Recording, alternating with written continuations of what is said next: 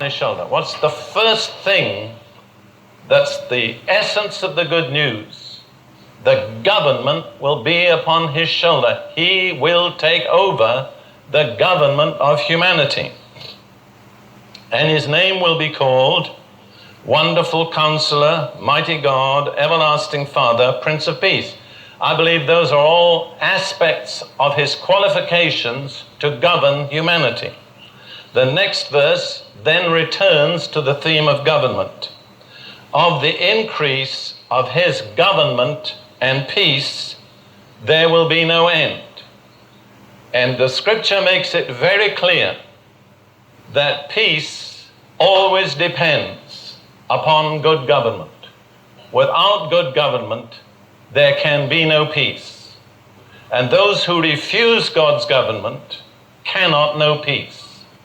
Isaiah says more than once, there is no peace to the wicked, to the rebellious. Again, this is unfamiliar to contemporary thinking. Regrettably, I think even many Christians rather tend to view the government as a hostile agency that's responsible for a lot of problems.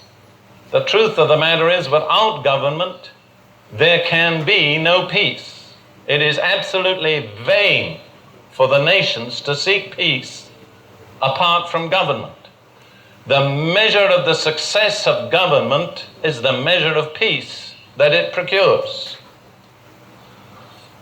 Going back to verse 7, of the increase of his government and peace, there will be no end. Once his government is set up, it's going to go on forever and ever increasing. Now notice what kind of government. Upon the throne of David and over his kingdom, he's going to govern as a king, not as a president, not as a prime minister, not as a dictator, but as a king. And then it says to order it and establish it with judgment and justice. And in connection with this message of the kingdom, the first word that is always brought forth after the mention of the kingdom is the word justice or righteousness, and directly associated with that is peace.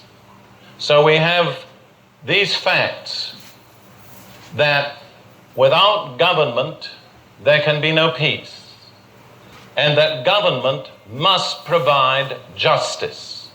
And where there is justice or righteousness, there will be peace. And then it goes on to say, from that time forward, even forever. And then the concluding phrase is God's guarantee it's going to happen. Whatever may be the reaction or response of men, God says the zeal of the Lord of hosts will perform this. The Lord is so totally committed to this that he guarantees it's going to happen.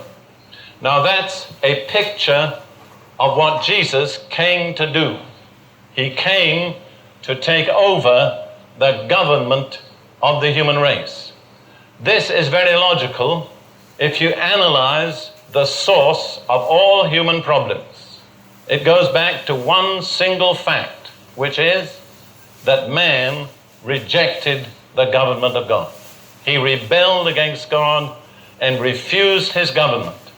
And to that one source can be traced all the evils and all the sufferings and all the problems of humanity from that day to this. They all have one single cause.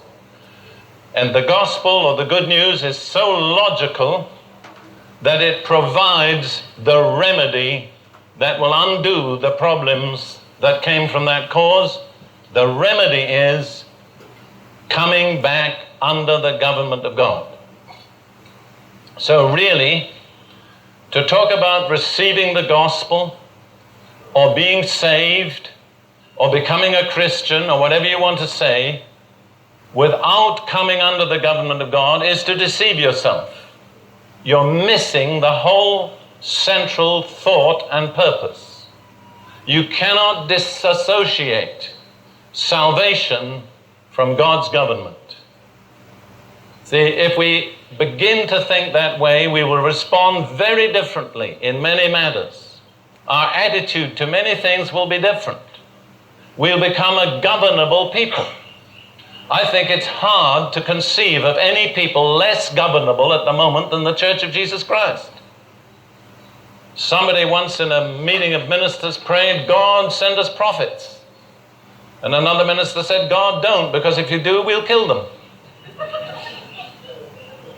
Really, I doubt whether there's any group of people less governable on earth today than the Church of Jesus Christ.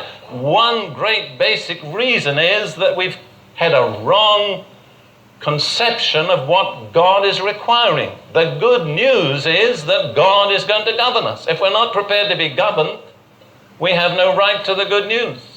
We cannot disassociate the government of God from the good news. Now, let's